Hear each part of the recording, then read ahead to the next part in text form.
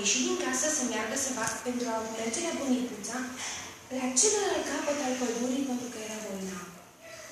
Îi ducea turte și prăjiturele frumoase, făcute de mămica ei, care, înainte de plecare, i-a spus să aibă grijă cu lupul, pentru că era foarte rău și vroia să o mănânce. Pe drum, ea s-a întâlnit cu fiorosul animal, care a întrebat-o: unde te duci, fetiță? Mă duc în vizită la bunicuța mea, pentru că este bolnavă, i-a răspuns politicoasă. Lupul a întrebat unde locuia bătrânica și a sugerat să culeagă niște flori. Eta tximua, arratoi txiki eta arditxuri bat. Oio, elefante, ezen ezer falta. Ez dakit ondo esan dudan guazen berriro astera.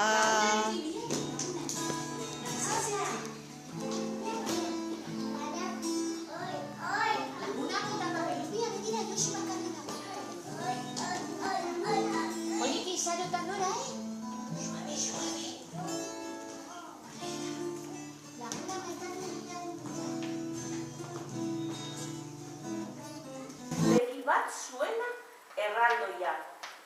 Airean egan ibiltzen ziren zorgitena. Hotza eta urtu egiten da, ezta? Bueno, pues ume hauek ez zuten behin ere ikusi elurra. Eta amona esan ziren. Ospadenak hemendik, eta ez niri trabarik jarri. Eta umeak joan. Dago herri baten bila joaten dira, eta ni basoan bakarrik geratzen naiz. Zoazte segituan hemendik, ez baduzue haserretzea nahi.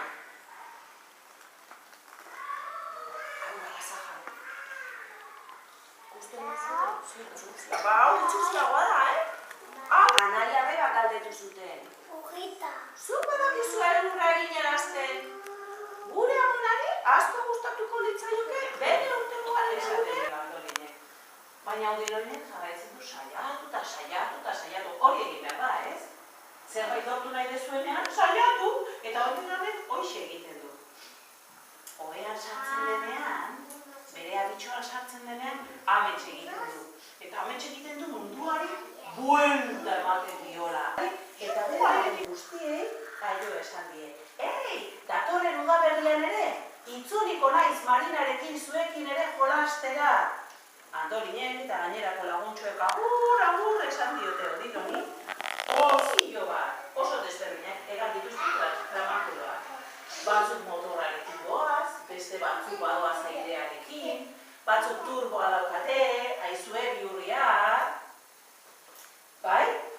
Horrelako pilo bat asmatzen ditu, baina ezaino Horratzen zaio ahotsa oso filmea, amatxorena bezala.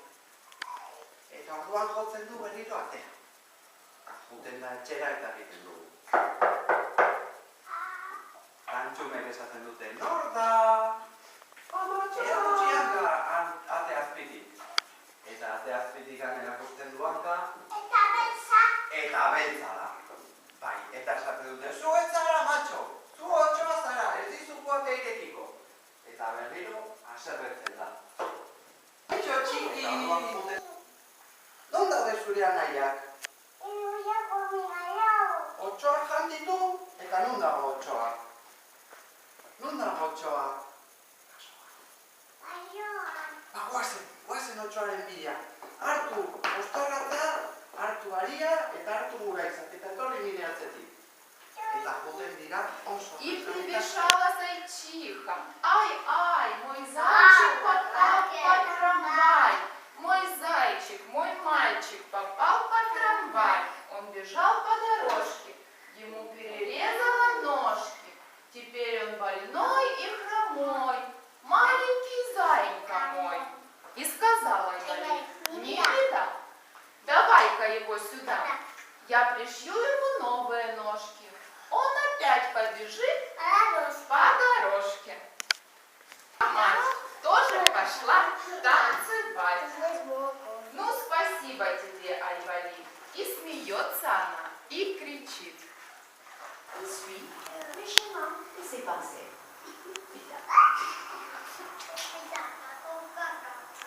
Mais un busquet, il y a un deuxième arbre, un renard, le regarde. Le renard dit avec un fin sourire. Tiens, un petit bonhomme. Eh bien, c'est comme ça. Moi, d'abord, je mangerai les loups, le renard et les bleuets. Et un dessert, je dégusterai un autre bruit. Crouche! Alors, d'un seul coup, le petit bonhomme le boit, se retourne et se retourne. Une année, il s'en va. Le loup, quand il se retourne, il a vu l'ours. Oh là là là là. Alors, ¿Y en los estanques qué hay? Patos. ¿Y qué más? Y piececitos. ¿Y pececitos? Y también. De colores. Y también. Y había uno así grande que era de color, Amarillo. del color de las mandarinas. ¿Qué color tiene las mandarinas? Naranja. Naranjas. ¿Qué te has hecho ahí en el dedo? Niña, una herida. Trabajando. Iba el burro, los paquetes, Pedrito y el abuelo. Todos sentados en el burro, con los paquetes a ir a casa de un hermano, ¿eh? Iba el burro cargado. ¡Arre, Sol! El burrito se llamaba Sol. Le dijo al abuelo, y al oír la orden, el burro comenzó a andar. Al llegar a la plaza, el abuelo y el nieto vieron que la gente los miraba y comentaba.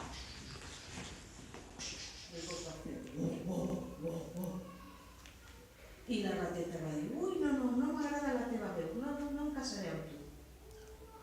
Més tard va passar un ase que va dir en Badalí, rateta, tu que ets tan boniqueta, que et voldries casar amb mi, jo que sóc tan bon fadrí.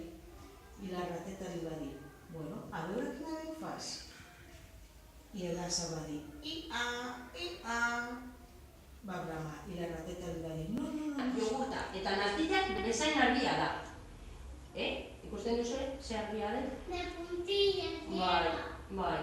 Eguzki beteko egunetan, izarak zabaltzen dituenean, ikustaketan jolasten gara eta bera da beti irabazle.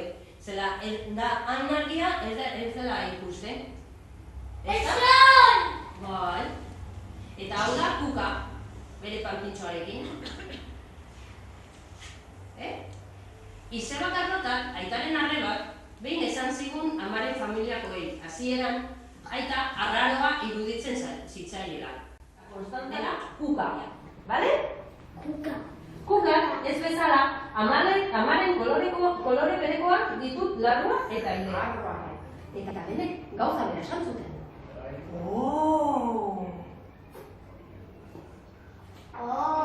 Urlari berria. Zer da utzi nazu ikusten? Esan zuen Mikak azkenek etxita. Bultzara pasatu zen besteen arte. Endazka ontziak, ikusi?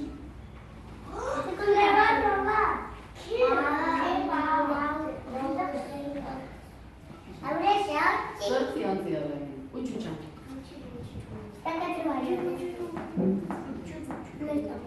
Alaitasuna kutsakorra da. Eguzkia bezala dizdira egiten du. Izarreko zela dirdir egiten du. Eta papera erosteko dirua. Bere familia oso txirua zen. Diru apur bat irabazteko eta gurasoei laguntzeko ostalaritzat lan egiten zuen. Jalariak banatzen zizkiek bezeroen. Egun batean jantzanek Guanekuen marrazkilaren ospetsuaren etxera eraman zuen jaski bat. Alde egiteko unean, zali eder batzuk ikusi zituen etxearen atzealdean. Eta ezin izan zion haren unean haiek marrazteko tentaldiari egin. Jakin dinez, años de los loros. Pero como tenía mucho trabajo en la consulta y en las visitas médicas a domicilio, no iba a poder celebrarlo con sus amigos. ¿Me va a doler?, le preguntó preocupado el pequeño osito Pancho mientras la enfermera Poppy preparaba la vacuna. Claro que no, le tranquilizó Doctor Oso. ¿Recuerdas el verano pasado cuando te picó un abejorro? Perdón. ¿Cuando te picó un abejorro chiflado? Sí, dolía mucho. Pero te le saqué el aguijón y te portaste como un campeón. Doctor Oso le gustaba jugar con las rimas para divertir a los pacientes. Pancho suspiró y, como un osito valiente, dejó que el médico le vacunara.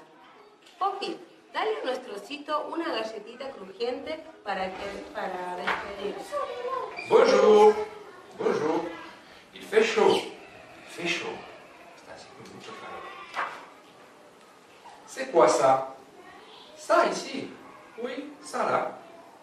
Oh, c'est juste un verre de citronnade. De la citronnade? Oui, de citronnade. J'adore la citronnade. Elle vient d'où? Quoi donc? La citronnade.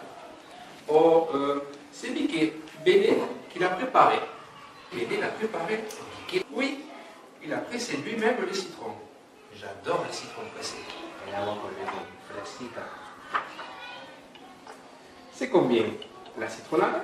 Oui, la citronnade. Elle est gratuite. Elle est gratuite? Oui, elle est gratuite. Mais seulement pour les dindons. Seulement pour les dindons. Oh non, pas seulement pour les dindons. Pour les dindons et les moutons.